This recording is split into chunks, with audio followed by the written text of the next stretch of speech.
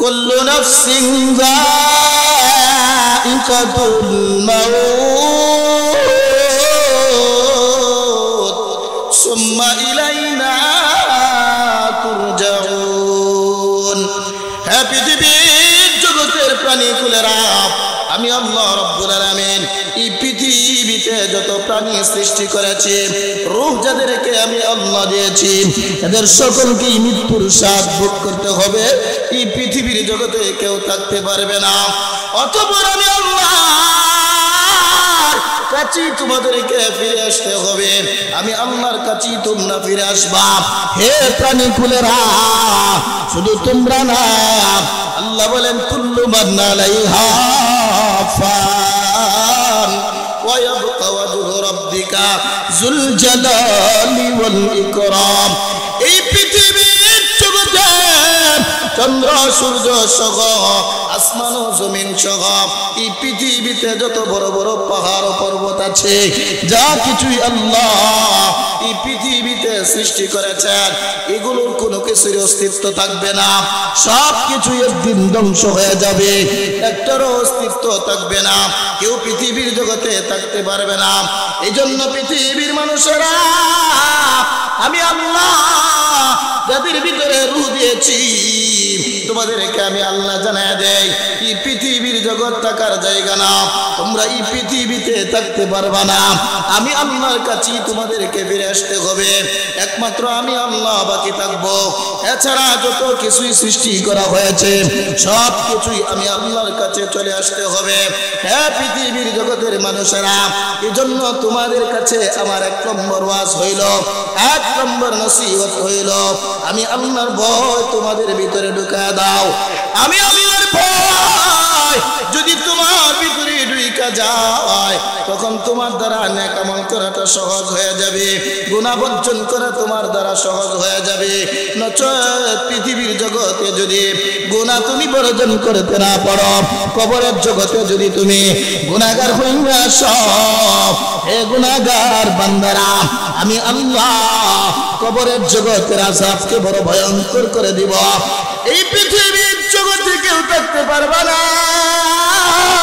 কবরের জগৎ যখন তুমি আসবা, গুনাহগার হয়ে যদি কবরের জগতে আসো, আমি আল্লাহ এই কবরটাকে একটা জাহান্নামী কবর বানায় দিব। আমি আল্লাহ এই কবরটাকে জাহান্নামের একটা গর্ত বানায় দিব। এই জন্য বান্দারা, এই কবরে আসতে হবে, জাহান্নামে পড়তে হবে, এই ভয় তোমাদের ভিতরে সৃষ্টি করো। আসরের কঠিন ময়দানে তোমাদেরকে উপস্থিত হতে হবে। আসরের কঠিন ময়দানটা এত ভয়াবহ হবে রে। ফামাইয়া আমাল মিসকালা যাররাতিন খায়রান ইয়ারা ওমাইয়া আমাল মিসকালা যাররাতিন শাররান ইয়ারা। আসরের কঠিন ময়দানে মানুষগুলো যখন উপস্থিত হবে, এই মুহূর্তে আল্লাহ রাব্বুল আলামিন প্রত্যেকটা মানুষের সামনে তার আমল নামাগুলো পেশ করবেন। মানুষগুলো তখন বলবে, আল্লাহ এটা কেমন খাতা গো, আমাদের হাতে তুমি পেশ করলা, যে খাতার মধ্যে ছোট একটা আমল ছাড়া হয় নাই, বিন্দু পরিমাণ একটা গুনাহ ছাড়া হয় নাই, বড় বড় গুনাহগুলো কেউ ছাড়া হয় নাই, প্রকাশ্য গুনাহগুলো কেউ ছাড়া হয় নাই, অপ্রকাশ্য গুনাহগুলো কেউ ছাড়া হয় নাই। ও আল্লাহ, ছোট ছোট আমলগুলোরেও ছাড়া হয় নাই, বড় বড় আমলগুলো কেউ ছাড়া হয় নাই। আসরের কঠিন ময়দান যখন কঠিন হইতে শুরু করবে, একজন আরেকজন থেকে ভাগতে শুরু করবে, ভয়ঙ্কর রূপ ধারণ করবে, পেরেশানি মানুষের বাড়তে শুরু করবে। মুহতারাম হাজিরিন, আল্লাহ নিজেই বলেছেন, ইয়াউমা ইয়াফিরুল মারউ মিন আখি ওয়া উম্মিহি ওয়া আবি ওয়া সাহিবাতিহি ওয়া বানি। আসরের রাত যখন ভয়ঙ্কর হবে, মানুষগুলো নিজেদেরকে বাঁচানোর জন্য পেরেশান হয়ে যাবে। একজন আরেকজন থেকে পলায়ন করতে শুরু করবে, ভাই ভাই থেকে পলায়ন করতে শুরু করবে, বন্ধু বন্ধু থেকে পলায়ন করতে শুরু করবে, আপন ছেলে বাবা থেকে পলায়ন করতে শুরু করবে, একজন আরেকজনের পরিচয় দিবে না। আল্লাহ বলেন, পৃথিবীর মানুষেরা, এই কঠিন ময়দানের ভয় তোমাদের ভিতরে ঢুকিয়ে দাও। এই হাসর অবশ্যই কায়েম হবে, এখানে তোমাদেরকে উপস্থিত হতেই হবে। এই হাসরের মাঠ অতিক্রম করা তোমাদের দ্বারা সম্ভব হবে না। এজন্য বান্দারা কবরের ভয় তোমাদের ভিতরে ঢুকায় দাও, হাসরের ভয় তোমাদের ভিতরে ঢুকায় দাও, মিজানের ভয় তোমাদের ভিতরে ঢুকায় দাও। মিজানের সামনে যখন দাঁড়াইবা, ফামান ইয়ামাল মিসকালা যাররাতিন খায়রান ইয়ারা ওয়া মান ইয়ামাল মিসকালা যাররাতিন শাররান ইয়ারা।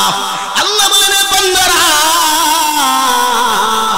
মিজানের সামনে যখন তুমি হাজিরা দিবা, আল্লাহ জাররা জাররা করিয়া তোমার হিসাবগুলো নিতে শুরু করবে। বিন্দু পরিমাণ ছোট ছোট গুনাহগুলো যেগুলো করছো তোমার সামনে পেশ করা হবে, বড় গুনাহ যেগুলো করছো এগুলো তোমার সামনে পেশ করা হবে। এই জন্য বান্দারা কবরের ভয় তোমাদের ভিতরে ঢুকায় দাও, হাসরের ভয় তোমাদের ভিতরে ঢুকায় দাও, মিজানের ভয় তোমাদের ভিতরে ঢুকায় দাও। যদি হাসরের ভয়, কবরের ভয়, মৃত্যুর ভয়, মিজানের ভয় তোমাদের ভিতরে ঢুকাইতে পারো, নত তখনই তোমাদের ভিতরে আমি আল্লাহর ভয় ঢুকে যাবে। ইয়া আইয়ুহাল্লাযীনা আমানুত্তাকুল্লাহ, হে বান্দারা তোমাদের জন্য এক নম্বর ওয়াজ হলো আমি আল্লাহর ভয় তোমাদের ভিতরে ঢুকায় দাও। আমি আল্লাহকে ভয় করো। আমি আল্লাহর ভয় যখন তোমাদের ভিতরে ঢুকবে, গুনাহ করা তোমার জন্য বড় কঠিন হয়ে যাবে, নেকের আমলগুলো করা তোমার জন্য সহজ হয়ে যাবে। এজন্য মুহতারাম হাজিরিন, আমার তেলাওয়াতকৃত আয়াতে আল্লাহর এক নম্বর ওসিয়ত, এক নম্বর ওয়াজ হলো হে বান্দারা আমি আল্লাহর ভয় তোমাদের ভিতরে ঢুকায় দাও। আমি আল্লাহর প্রতি তাকওয়া অবলম্বন করো, তুমি গুনাহ বর্জন করো। আমি আল্লাহর ভয় তোমার ভিতরে ঢুকায় দাও। দুই নম্বর ওয়াজ হলো ওয়াকুনু মা'আস সাদিকিন। হে বান্দারা আমি আল্লাহ তোমাদের উদ্দেশ্যে দুইটা ওয়াজ করলাম। একটা ওয়াজ হলো আমি আল্লাহর ভয় তোমাদের ভিতরে ঢুকায়া দাও। দুই নম্বর ওয়াজ হইল তোমরা মুত্তাকি পরহেজগার যারা, সত্যবাদী যারা, তাদের বন্ধুত্ব গ্রহণ করো। এক কথায় ভালো মানুষের বন্ধুত্ব গ্রহণ করো। এই সমস্ত মানুষগুলো তোমাদেরকে পৃথিবীর জগতে ভালোর দিক দেখাইবে, তোমাদের কল্যাণের জন্য নিজের জীবন পর্যন্ত বিসর্জন করে দিবে। এই সমস্ত মানুষ তোমাদেরকে কোরআনের বাণী শোনাইবে, এই সমস্ত মানুষ তোমাদেরকে কবরের ভয়ের কথা শোনাইয়া দিবে, এই সমস্ত মানুষ তোমাদেরকে হাসরের ভয়ের কথা শোনাইয়া দিবে, এই সমস্ত মানুষ তোমাদেরকে ভালো ভালো জিনিসগুলো শিক্ষা দিবে। তোমাদের উপর নির্যাতন করবে না, তোমাদের উপর অত্যাচার করবে না, তোমাদের হকগুলো নষ্ট করবে না। হে বান্দারা পৃথিবীর জগতে তোমরা এক নম্বর ওসিয়ত হইল, এক নম্বর ওয়াজ হইল আমি আল্লাহর ভয় প্রথমে তোমাদের ভিতরে ঢুকায় দাও। দুই নম্বর ওয়াজ হইল মুত্তাকি পরহেজগার যারা, ভালো মানুষ যারা, তাদের বন্ধুত্ব তোমরা গ্রহণ করো। ভালো মানুষের বন্ধুত্ব যদি গ্রহণ করতে পারো, এই ভালো মানুষগুলো তোমাদেরকে ভালো কিছু শিক্ষা দিবে। এই ভালো মানুষগুলো তোমাদের জন্য পৃথিবীতে যা মঙ্গলকর হয় এই মঙ্গল কামনা করবে, পরকালে তোমাদের জন্য যা মঙ্গলকর হয় এই মঙ্গলগুলো কামনা করবে। এজন্য বান্দারা আমি আল্লাহ তোমাদেরকে বলতেছি, ভালো মানুষ যারা আছে এই ভালো মানুষের বন্ধুত্ব গ্রহণ করো, ভালো মানুষের সংস্রবে যাও, তোমার জীবন পরিবর্তন হয়ে যাবে। তুমি গুনাহের জগতে বরবর আছো, আল্লাহর ওলিদের সাথে যাও, আল্লাহর ওলিদের সুবত গ্রহণ করো। এই আল্লাহর ওলিদের সাথে যখন তুমি সময় কাটাইতে শুরু করবা, জাহান্নামের ভয় তোমাকে দেখাইতে শুরু করবে, আসরের ভয় তোমাদেরকে দেখাইতে শুরু করবে, নিজের কঠিন হিসাবের ভয় তোমাদের সামনে পেশ করবে, দিল পরিবর্তন হয়ে যাবে। ভালো কার্যক্রমগুলো তোমরা করতে শুরু করবা, গুনাহের কাজগুলো তোমরা বর্জন করে দিবা। এই জন্য বান্দারা তোমাদের জন্য আমি আল্লাহর ওয়াজ হইল ভালো মানুষের বন্ধুত্ব গ্রহণ করো, তাদের সাথে তোমাদের সময় কাটাও, তাদের সাথে তোমরা চলো, তাদের পরামর্শ গ্রহণ করো। যদি তুমি এক নম্বর ওয়াজ আমি আল্লাহর ভয় তোমার ভিতরে ঢুকে দিতে পারো, দুই নম্বর ওয়াজ ভালো মানুষের সংস্রব গ্রহণ করতে পারো, তাহলে তোমার পৃথিবী জগৎটাও সফল এবং পরকালও সফল। এজন্য ভাইয়ের আমার আল্লাহ পাক এই আয়াতে দুইটা ওয়াজ করছেন, দুইটা নসিহত আমাদেরকে করতেছেন। এক নম্বর হলো আল্লাহর ভয় ভিতরে ঢুকাইতে হবে, দুই নম্বর হলো ভালো মানুষের বন্ধুত্ব গ্রহণ করতে হবে। যদি মন্দ মানুষের বন্ধুত্ব তোমরা গ্রহণ করো, মন্দ মানুষগুলো তোমাদের কাছ থেকে তোমাদেরকে মন্দ বিষয় শিক্ষা দিবে, দিন থেকে তোমাদেরকে সরাইয়া দিবে, তোমাদের উপর নির্যাতন করবে, তোমাদের ঈমান পর্যন্ত হটায়া দিবে, বেঈমান পর্যন্ত বানায়া দিবে, ঈমান ছাড়া বানায়া দিবে।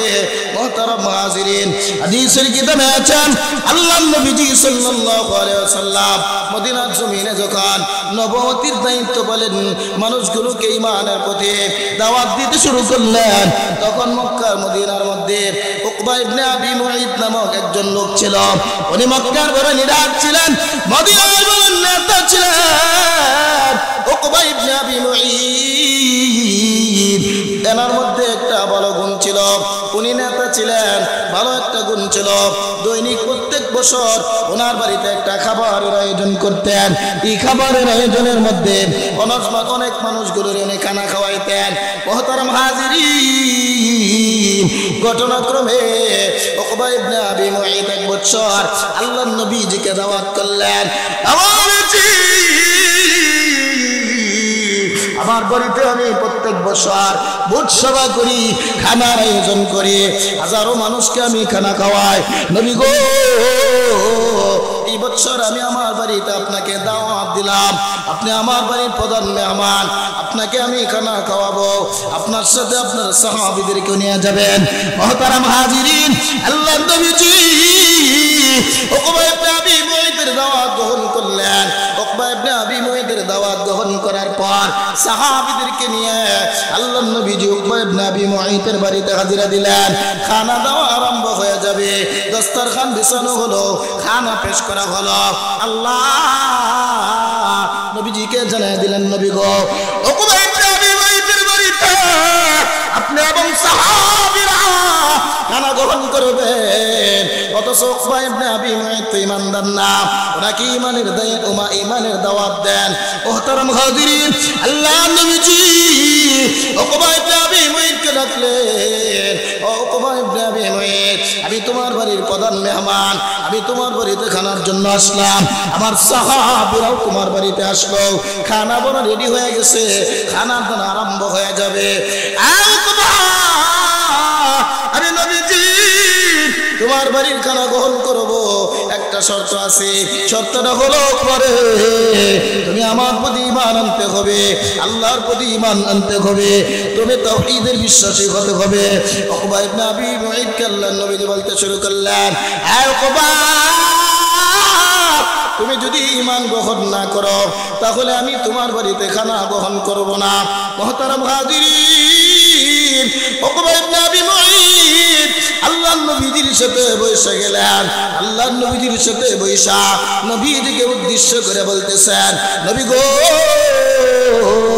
আপনি হলেন আমার বাড়ির প্রধান মেহমান, আপনি আমার বাড়িতে হাজিরা দিয়েছেন, সাহাবীদেরকে নিয়ে আমার বাড়িতে আসছেন,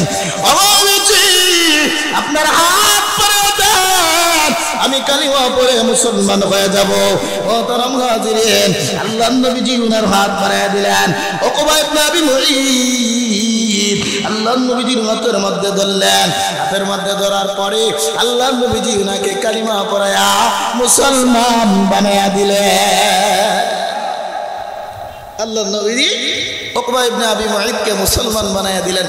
মুহতারাম হাজিরিন, আল্লাহর নবীজি যখন খানা দানা শেষ করলেন, উকবা ইবনে আবি মুঈত এবং সাহাবীদেরকে নিয়ে আল্লাহর নবীজি একই দস্তরখানায় খানা খাইলেন। খানা খাওয়ার পরে আল্লাহর নবীজি যখন চলে গেলেন, সাহাবীরা যখন চলে গেলেন, সংবাদটা আরবের মধ্যে অতি সহজেই বিস্তার লাভ করছে। আরবের চিকিৎসা সংবাদ করে গেল, উকবা ইবনে আবি মুঈত মুহাম্মদের উপর ঈমান এনেছে, সে আমাদের ধর্ম ছেড়ে দিয়েছে, মুহাম্মদের উপর ঈমান এনে মুসলমান হয়ে গেছে। উকবা ইবনে আবি মুঈত আমাদের দলে থাকতে পারবে না, আর আমাদেরকে তরিকাতে আমরা গ্রহণ করব না। মুহতারাম হাজিরিন, উকবা ইবনে আবি মুঈতের একজন বন্ধু ছিল উমাইয়া ইবনে খাল। উমাইয়া ইবনে খাল উকবা ইবনে আবি মুঈতের বাড়িতে হাজিরা দিলেন। তুমি নাকি মুহাম্মদের উপর ঈমান এনেছ। তুমি যদি মুহাম্মদের উপর ঈমান এনে থাকো, আমাদের সাথে তোমার কোনো বন্ধুত্ব থাকবে না, তোমার বাড়িতে আমরা খানা খাইব না। শুধু আমি আমার সাথে তোমার বন্ধুত্ব বিচ্ছিন্ন হবে না, বরং আরবের বড় বড় যত নেতা আছে আবু জাহেলের সাথে তোমার সম্পর্ক থাকবে না। হ্যাঁ, আবু লাহাবের সাথে তোমার কোনো সম্পর্ক থাকবে না, আমাদের সাথে তোমার সম্পর্ক কাটা কইরা দিলাম। তুমি জানো নি আমাদের সাথে যদি তোমার বন্ধুত্বর সম্পর্ক ভেঙে যায়, আরবে আর তুমি নেতৃত্ব দিতে পারবে না, আরবের জগতে তোমার নেতৃত্ব আর চলবে না। এই জন্য তোমার জানা দিলাম, আমাদের সাথে যদি বন্ধুত্ব রাখতে চাও, আমাদের সাথে যদি গভীর সম্পর্ক রাখতে চাও, এই আরবের ভূমিতে নেতাগিরি যদি করতে চাও, এই আরবের ভূমিতে আধিপত্য যদি বিস্তার করতে চাও, তাহলে তুমি মুহাম্মদের ঈমান ছেড়ে দিতে হবে। ও তারা হাজিরিন, উকবা ইবনে আবি মুঈত তখন বললেন, হে আমার বন্ধু উমাইয়া ইবনে খাল, আমি তো মুহাম্মদের কালিমা গ্রহণ করি নাই, আমি মুসলমান হই নাই, বরং আমি একটা পলিটিক্স কাটাইছি। কারণ মুহাম্মদ আমার বাড়িতে যখন হাজিরা দিল, আমি প্রত্যেক বছর খানার একটা আয়োজন করে মানুষগুলোকে আমার বাড়িতে খানা খাওয়াই। মুহাম্মদ আমার বাড়ির প্রধান মেহমান হয়ে যখন উনি আসলেন, উনি যদি আমার বাড়িতে খানা গ্রহণ না করেন, এতে আমার ইজ্জত যাবে গো। এই জন্য আমি পলিটিক্স কাটাইলাম। মুহাম্মদকে বললাম, আমি ঈমান এনেছি। না, আমি তো মূলত ঈমান আনি নাই, আমি তোমাদের সাথে আছি, তোমাদের সাথে আমার বন্ধুত্ব আছে, আমার নেতাগিরি আরবে চলবে, আমি তো মুহাম্মদের ঈমান গ্রহণ করে নাই। ও তারা মুহাজিরিন, উমাইয়া ইবনে খাল বললেন, না, তুমি মুখ দ্বারা যদি বলো আমরা বিশ্বাস করব না, তুমি ঈমান এনেছ, এরপর বলতেছো ঈমান আনো নাই, এটা আমরা বিশ্বাস করব না, বরং বিশ্বাস করব মুহাম্মদের সামনে গিয়া যদি সরাসরি তুমি অস্বীকৃতি জানাও, তাহলেই আমরা বিশ্বাস করব, নচেত মুখের কথা আমরা বিশ্বাস করব না।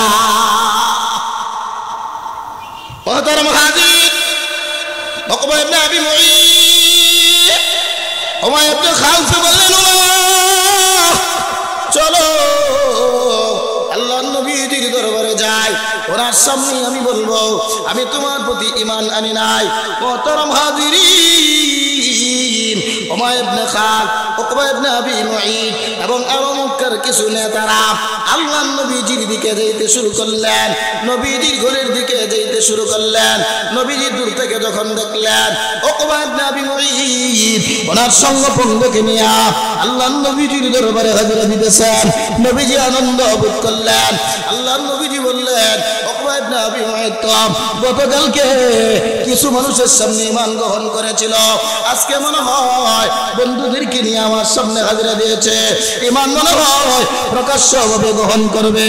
ও তারা হাজির, আল্লাহ নবীজির সামনে উকবা ইবনে আবি মুঈত যখন দাঁড়াইলো, আল্লাহর নবীজির চেহারার দিকে তাকায় লাগলো। আল্লাহর নবীজির দিকে চেহারার দিকে তাকানোর পর উমাইয়া ইবনে খাল বলতেছেন, উকবা ইবনে আবি মুঈত, মুহাম্মদকে জানিয়ে দাও তার ঈমান তুমি ছেড়ে দিয়েছো। মুহতারাম হাজিরিন, উকবা ইবনে আবি মুঈত নিজের নেতৃত্ব টিকে রাখার জন্য, বন্ধুত্ব গ্রহণ করার জন্য, খারাপ বন্ধুদের সাথে সম্পর্ক থাকার কারণে আল্লাহর নবীজির চেহারার দিকে তাকাইলেন। আল্লাহর নবীজির চেহারার দিকে তাকায় বলতেছেন, পৃথিবীর মানুষেরা, আল্লাহর নবীজির চেহারার দিকে আমি তাকাইলাম, নবীর চেহারা কেমন গো? ও পৃথিবীর মানুষেরা, আল্লাহর নবীজির চেহারা সম্পর্কে তোমাদের ধারণা আছে কি? আম্মা জান আয়েশা বলেন, লালা শামসুন ওয়ালিল আফাক শামসুন ওয়া শামসি আফদালু মিন শামসিস সামা, শামসুন নাসি তাতলু বাদাল ফাজরি ওয়া শামসি তাতলু বাদাল ইশা। আম্মা আয়েশা আল্লাহর নবীজির চেহারা সম্পর্কে বলেন, হে পৃথিবীর মানুষেরা, এই পৃথিবীর একটা সূর্য আছে, এই সূর্যটা চাইতে আমি আয়েশার সূর্যটা হলো শ্রেষ্ঠ। হে পৃথিবীর মানুষেরা, এই পৃথিবীর সূর্যটা প্রতিদিন ফজরের পরে উদিত হয়, আর আমি আয়েশার সূর্যটা প্রতিদিন এশারের পরে উদিত হয়। আল্লামা হাসান বলেন, আমার জি আল্লাহ পাক আপনার চেহারাটারে এমন সুন্দর করে বানাইছেন, নবী গো এমন সুন্দর চেহারা এই পৃথিবীর জগতে আর কারো নাই। আমার এত সুন্দর চেহারা এই পৃথিবীতে থাকবে কেমনে? ও নবীজি, এইরকম সুন্দর চেহারার অধিকারী কোন সন্তান এই পৃথিবীর জগতে কোনো মা জন্ম দিতে পারে নাই। নবী গো আল্লাহর কুদরতি হাত দ্বারা আপনার চেহারাটা বানাইছেন। মোহতারাম হাজিরিন, শুধু তাই নয়, উকবা ইবনে আবি মুঈত বলতেছেন, হে পৃথিবীর মানুষেরা, আমি আমার বন্ধুদের সাথে যখন আল্লাহর নবীজির সামনে হাজিরা দিলাম, একবার আমি নবীজির চেহারার দিকে তাকাই, একবার আমি আকাশের সূর্যের দিকে তাকাই। আল্লাহর কসম করে বলি, হে পৃথিবীর মানুষেরা, আমি আমার বন্ধুদের চেহারার দিকে তাকাই, একবার আমি নবীজি মুহাম্মদের চেহারার দিকে তাকাই, আর একবার আমি আকাশের সূর্যের দিকে তাকাই, আর একবার আমি পৃথিবীর সৃষ্টির দিকে তাকাই। কসম করে বলি, আল্লাহর নবীজির চেহারাটা পৃথিবীর সূর্যের চাইতে আরো বড় উজ্জ্বল। এই পৃথিবীতে যা কিছু আছে, আল্লাহ এই পৃথিবীতে যা সৃষ্টি করেছেন, এই সবগুলো চাইতে আল্লাহর নবীজির চেহারাটা সুন্দর। কিন্তু রে মানুষেরা, খারাপ বন্ধুদের সাথে আমি সংস্রব গ্রহণ করার কারণে, তাদের সাথে বন্ধুত্ব গ্রহণ করার কারণে, আমার নেতৃত্ব টিকে রাখার কারণে আল্লাহর নবীজির চেহারার দিকে আমি তাকাইলাম, এবং নবীজির চেহারাতে আমি থুতু নিক্ষেপ করলাম। আল্লাহ নবীর চেহারায় থুতু নিক্ষেপ করে বললাম, মুহাম্মদ, আমি তোমার ধর্ম ছেড়ে দিয়েছি, আমি তোমার ধর্ম ছেড়ে দিয়েছি, আমি তোমার ধর্ম ছেড়ে দিয়েছি। মুহতারাম হাজিরিন, এই উকবা ইবনে আবি মুঈত বলেন, হে পৃথিবীর মানুষেরা, খারাপ বন্ধুদের সাথে আমি বন্ধুত্ব গ্রহণ করার কারণে, আমার নেতৃত্ব টিকে রাখার কারণে, আমার ক্ষমতা টিকে রাখার কারণে আমি আল্লাহর নবীজির চেহারা পর্যন্ত থুতু দিতে বাধ্য হয়েছি। এই জন্য পৃথিবীর মানুষেরা, খারাপ বন্ধুদের সাথে সংসব গ্রহণ করবা না, খারাপ মানুষের সাথে বন্ধুত্ব গ্রহণ করবা না। এরা তোমার ঈমান পর্যন্ত বাহির করে দিবে, মন্দ কাজ করতে তোমাকে বাধ্য করে দিবে, তোমার ভিতর থেকে তোমার ঈমানের উপর আঘাত আনবে। আজকে পৃথিবীর জগতে মানুষ ক্ষমতার জন্য মানুষের উপর নির্যাতন নিপীড়ন করে, মানুষের উপর জুলুম করে, মানুষের উপর স্টিমুলার চালায়। কিছুদিন আগেও মুহতারাম হাজিরিন, এই বাংলার পৃথিবীর জগতে, বাংলার জগতের মধ্যে ওলামায়ে কেরামকে হক কথা বলতে দেওয়া হয় নাই, কোরআনের মাহফিল করতে দেওয়া হয় নাই, বাংলার জমিনে ওলামায়ে কেরামকে মসজিদের মিম্বরে হক কথা বলতে দেওয়া হয় নাই, ওলামায়ে কেরামকে দৌড়ে দৌড়া জেলের ভিতরে বন্দী করা হয়েছে, তাদেরকে হক কথা বলতে বাধা দেওয়া হয়েছে, তাদের উপর নির্যাতন নিপীড়ন করেছিলেন। আল্লাহ জানা দেন, এই পৃথিবীর মানুষেরা যুগ থেকে যুগ ধরে এই পর্যন্ত যারা ওলামায়ে কেরামের বিরুদ্ধে কথা বলেছে, কোরআন ও হাদিসের বিরুদ্ধে কথা বলেছে, কোরআন ও হাদিসকে মিটিয়ে রাখার জন্য যারা অপচেষ্টা করেছিল, আমি আল্লাহ যুগ যুগ ধরে তাদেরকে পৃথিবীর জগতে রাখি নাই, বরং সামান্য কিছু ছোট ছোট জিনিস দিয়া তাদেরকে পৃথিবীর জগৎ থেকে উৎখাত করেছি। আল্লাহ বলেন, ফেরাউনের মতো বড় ইসলাম বিদ্বেষী, ঈমান বিদ্বেষী, কোরআন হাদিস বিদ্বেষী মানুষকে আমি আল্লাহ বড় পানি দিয়ে হত্যা করাই নাই, পানির নিচে ডুবাইয়া ডুবাইয়া হত্যা করেছি। হে পৃথিবীর মানুষেরা, যারাই মানুষের উপর জুলুম করবা, নির্যাতন করবা, নিপীড়ন করবা, এই পৃথিবীর জগৎ থেকে তোমাদেরকে উৎখাত করার জন্য বড় কোনো পালোয়ানের প্রয়োজন নাই। বাংলার জমিনের কিছুদিন আগে ওই গ্রামের উপর নির্যাতন নিপীড়ন করা হয়েছিল, হক কথা বলতে পারে না, কোরআনের মাহফিল করতে পারে নাই, নির্যাতন করেছিল, জুলুম দিয়েছিল, জেল জুলুম দিয়েছিল। আল্লাহ জালিমকে বাংলাদেশ থেকে বিতাড়িত করে ভারত পর্যন্ত পৌঁছাইছেন না পৌঁছাইছেন না? এই জন্য মুহতারাম হাজিরিন, এই বাংলার জমিন থেকে স্বৈরাচারকে যারা হটাইছে, বড় বড় পালোয়ান ছিলেন না, এরা সাধারণ ছাত্র জনতা স্বৈরাচারকে বাংলার জমিন থেকে হটাইছেন। ভবিষ্যতে যারা বাংলার জমিনের নেতৃত্ব দেওয়ার জন্য উৎপাত করে বসেন, সপ্তাহ করে বলি, এই বাংলার জমিন থেকে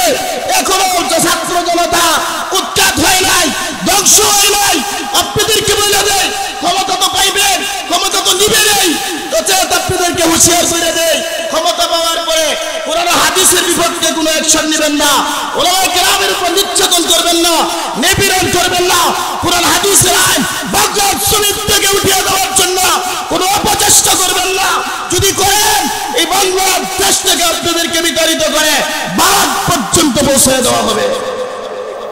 এজন্য বলতে চাই মুহতারাম হাজিরিন, মানুষের উপর নির্যাতন করা যাবে না, নিপীড়ন করা যাবে না।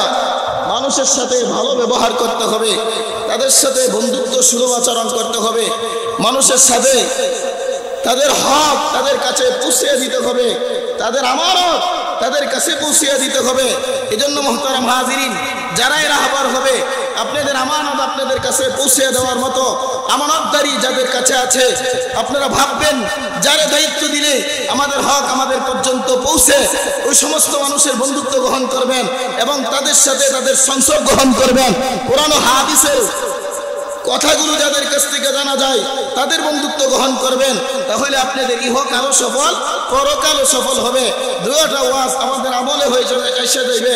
এক নম্বর ওয়াজ হলো আল্লাহর ভয় আমাদের ভিতরে ঢুকানো, দুই নম্বর ওয়াজ হলো ভালো মানুষের বন্ধুত্ব গ্রহণ করা। এজন্য মুহতারাম হাজিরিন, আল্লাহ পাক আমাদেরকে দুইটা কথার উপর আমল করার তৌফিক দান করুক, আমিন। ওয়া আখিরি দাওয়ানা আলহামদুলিল্লাহি রাব্বিল আলামিন।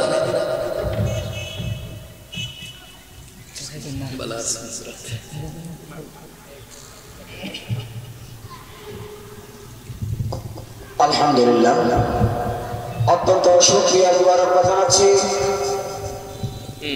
তরুণ আলোচক হযরত মাওলানা মুফতি শরীফুল ইসলাম তাহেরপুরী হাফিজাহুল্লাহকে ওনার নির্ধারিত বিষয়ের উপরে গুরুত্বপূর্ণ তাফসীর পেশ করার জন্য।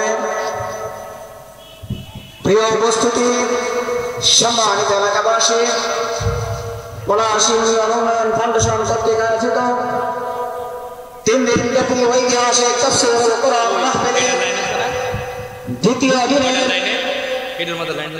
এই পর্যায়ে পবিত্র কালামুল্লাহ শরীফ থেকে গুরুত্বপূর্ণ তাফসীর পেশ করবেন বাগপুর কেন্দ্রীয় মসজিদের সম্মানিত ইমাম খতিব হযরত মাওলানা মুফতি আবু ইউসুফ হাশমি হাফিজাহুল্লাহ। হযরতের বয়ানের পূর্বে আমি আবার অনুরোধ করছি আমাদের দাওয়াতি মেহমানগণ একে একে সকলে আমাদের মধ্যে এসে উপস্থিত হচ্ছেন। আজকের তাফসীরুল কোরআন মাহফিলের সম্মানিত প্রধান অতিথি বিশিষ্ট আলেম দ্বীন মুফাসসিরুল কোরআন হযরত মাওলানা মুফতি ইউসুফ ইমাম শিবপুরী হাফিজাহুল্লাহ আমাদের সুনামগঞ্জের কাছাকাছি এসে পৌঁছে গিয়েছেন। ইনশাআল্লাহ যত সময় হজরতকে আপনাদের সামনে উপস্থাপন করা হবে, তাই আমরা যারা শরীফ ঘোরাফেরা করছি সময় বিলম্ব না করে অযথা সময় নষ্ট না করে মাহফিল স্তরে চলে আসার জন্য বিনীত অনুরোধ জ্ঞাপন করছি।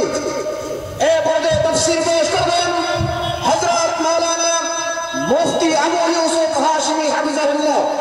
হযরতকে হযরতের নির্ধারিত আলোচ্য বিষয়ের উপরে তাফসীর পেশ করার জন্য মাহফিল পরিচালনা কমিটির পক্ষ থেকে বিনীত অনুরোধ জ্ঞাপন করছি।